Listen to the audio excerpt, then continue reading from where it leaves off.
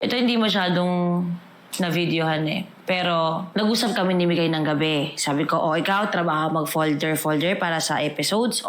Bukas, aalis ako, kailangan ko yung DJI at wala lang laman, na-delete mo na yan dyan. Yung camera na maliit. So yun, ibalik mo sa akin bukas ng 2 p.m.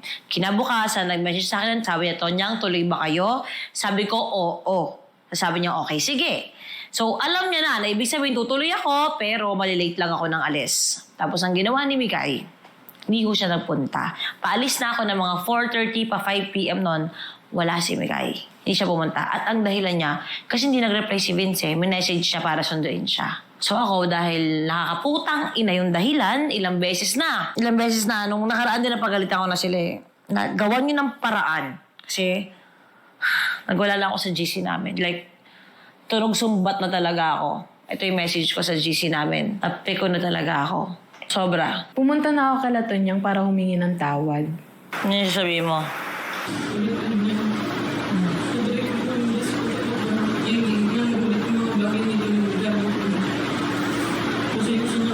Mika, hindi mo kailangan itry yung best mo na wag akong magalit. Kailangan mong gawin yung trabaho mo. Actually, hindi na nga yun yung best mo eh. Kailangan mo lang gawin yung trabaho mo. Ang trabaho mo, gawa mo ng paraan niya na yung parte mo, yun lang. Period.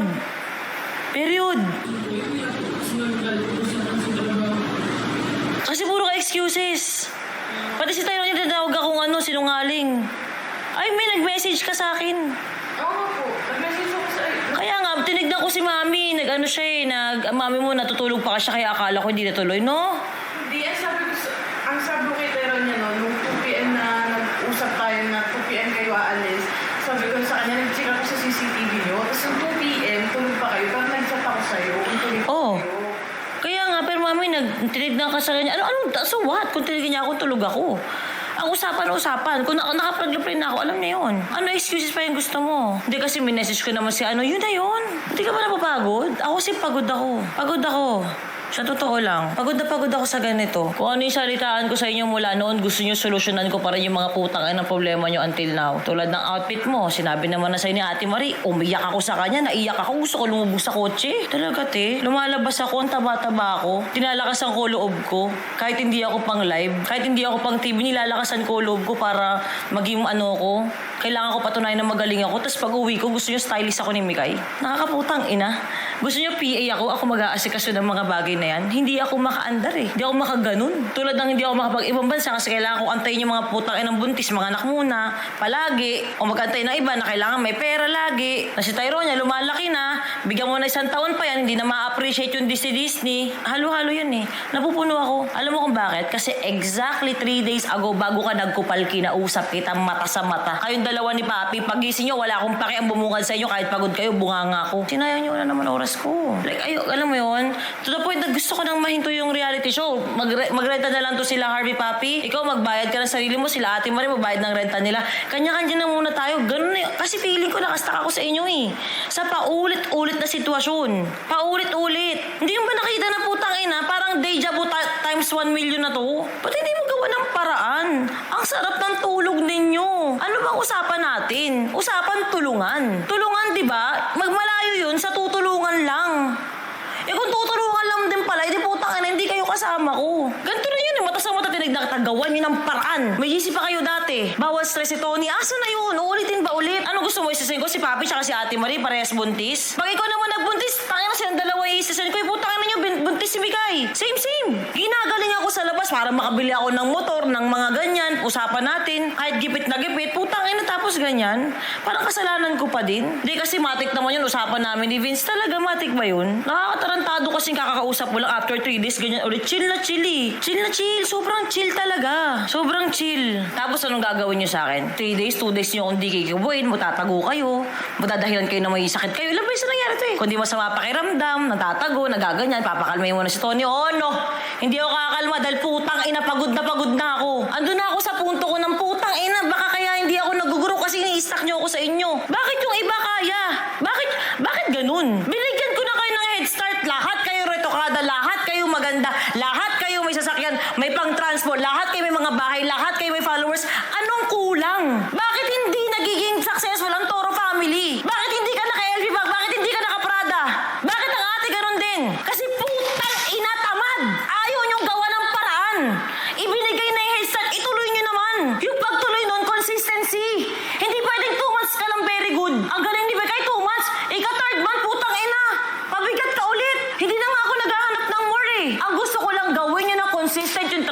amin nyo. Kaya galit ako sa'yo. Wag yun na kung ano-ano si Tony, hindi naman niya yung personal rin, di ba yung trabaho?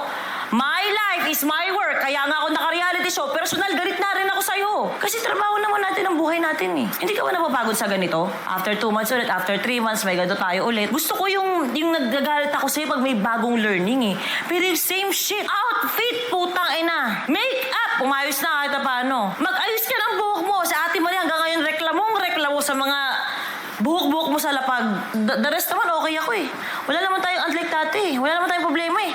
Pero dati hindi ako naniniwala. Si Papi sinasabi na may kumakain si Migay, nagaganon pa siya. Alam naman niyang, sinisip ko sisiraan ka. Dating Toro family members, sinasabi si Migay malakas kumain, ganyan. Pero, nung nagsabi na sa akin, pitik sa ulo ko yun, yung taong favorite ka, mahal na mahal ka, sinabi na, she's not gonna go slim like you guys wanted because she's not doing the diet. She eats a lot, ate. She eats a lot. That's not for diet. Doon ako naniwala. Kasi wala siyang bad blood sa'yo. Favorite ka niya, mahal na mahal ka niya. Alam mo yan, si Landon. She's not gonna go slim. It's hard for her. Yeah, she will slim down a little bit, but she's not gonna be really Gawa mo ng paraan, tanga ka. Huwag mo akong dahilanan. Alam mo sa sarili mo may problema na sa katawan mo. Alam mo na sa sarili mo na ganyan, gawa mo ng paraan. Dahil ako, pabounce-bounce ako sa iba't ibang gamot, pabounce-bounce ako sa iba't ibang pagkain, ganun talaga. Gawa mo ng paraan, ikaw na malaki ka na. Eh kasi paano yung pagkain, ganun pa din. Ulol! Kaya mo na yan! Kaya mo na yan, be! Hindi nga kita nakita nag-itlog ka lang? O tinaral mo paano magsalad? Huwag mo kung puro reasons. Doon ako na pumitik. Yung simpleng DJI na yun, alam mo yun na yung pinakagal ko. Sabi ko, putang ina. Same salitaan ko. Paulit-ulit ako. Iniisip ko itong mga to, ayaw nilang matuto talaga. Nasa sa kanila. Kaya ako, ayoko makipag-usap kung hindi maayos ang trabaho. Pag maayos ang trabaho mo, wala tayong problema. Kung gusto yun na pagmamahal, si Ate Marie, mamahalin ka niya hanggang sa magutom kayo, hanggang sa maghihiwa-hiwalay kayo. Ganun lang naman yun eh. Hindi tayo makakakain ng puro pagmamahal, Migay. Promise. Hindi. Trabaho mo yan, gawin mo yan. Eh, Tony, hindi talaga pang folder si Mika. Hindi talaga siya pang ganyan. Ay, hindi ba siya pang ganon? Gusto mo mag-hire ako ng gagawa nun? Kasi hindi po pwedeng kayo ni Papi. Mag-hire ako, ano gagawin ni Mika? Tuto nga. Hindi, pinipilit kasi sa akin ni Ate Marie. Pinatatanggol ka sa akin. Na po pwedeng hindi kasi siya pang folder, hindi siya pang ganyan. Ay, ano gagawin ni Mika? Wala po ang sa folder. Ilang buwan ko na rin naman ginagawa. Exactly. Sabi ko, no, ate.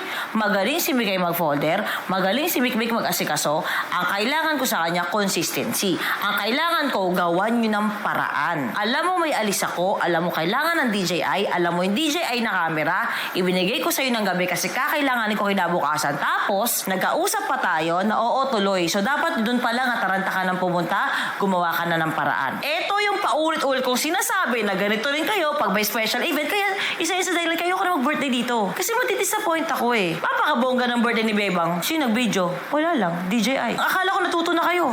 Apakabongga ng birthday ni Landon. Nataranta kami.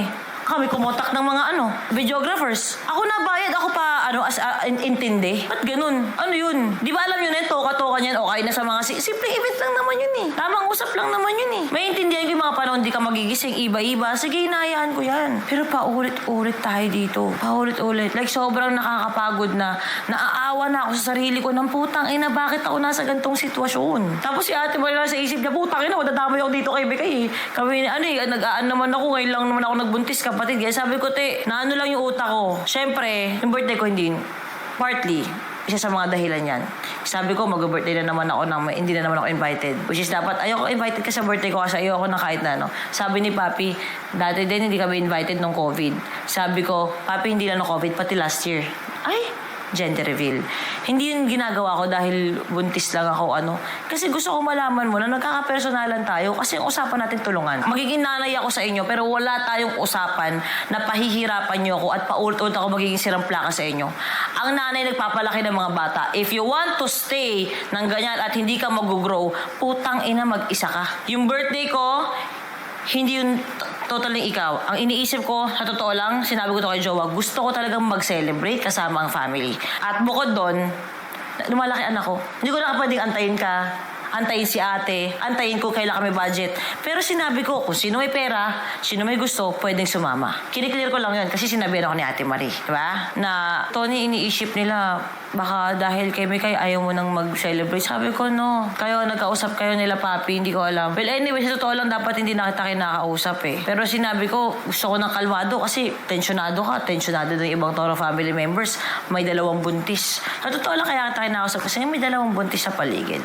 Nakikita ko si Ate Marie may stress. Nakikita ko yung ano ni Papi, yung feelings niya.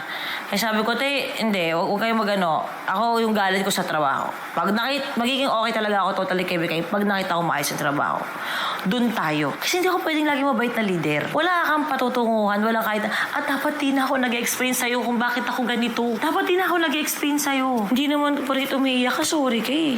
Maniniwala akong sorry ka talaga kung talagang pinaninindigan mo. Diba? Mikay, hindi kasi ako words of affirmation kasi yung words na yan, wala naman talagang kasiguraduhan. Kaya hindi ko yung love language eh. Kasi all talk, diba? Sa service ako kasi yun yung nakikita ng mata natin eh. Doon tayo. At nakikita, ang sarap sa pakiramdam ng pare-pares tayo. Sabay-sabay nakikita mo, nakaka-achieve tayo lahat together ng mga ganito, ng mga ganyan. Nasasama na kayo sa guesting, nakakonsider na kayo as ganito. Diba? Yun yung point eh. Hindi ako nag-OOA nang dahil sa DJI. Ang point ko, tangin to sinayang oras ko. Kausap ko lang to nung Thursday